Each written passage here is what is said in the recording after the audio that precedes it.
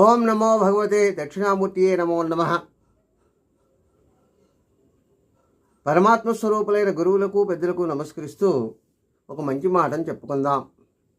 అది ఏమని చెప్తున్నాయి అంటే, సనాతన ధర్మంలో ఈ విధంగా చెబుతుంది. ఏమనంటే, ప్రకృతిలో ఇది పాపము, ఇది పుణ్యము అని ప్రామాణికంగా చెప్పటానికి ఎవరికి అలివి కాదు. దేనివల్ల అంటే, మనము చేసే పని ఒకరికి కానీ, అంటే ఎదుటివారికి కానీ, కుటుంబానికి కానీ, లేక సంఘానికి కానీ బాధ కలిగించే పని కనుక మనం చేసినట్లయితే అది పాపభూయిష్టమై అవుతుంది. అలా కాకుండా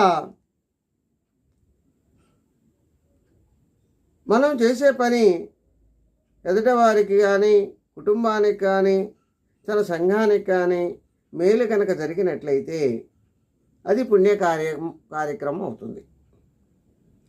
కనుక ప్రతి మనిషి కూడా సత్యము ధర్మము పాటిస్తూ ధర్మ కార్యక్రమాలను చేస్తూ తన వల్ల ఎదుటివారి వల్ల తనకు ఇబ్బంది కలగకుండా మెసులుకోవాలి అని తెలియజేస్తుంది.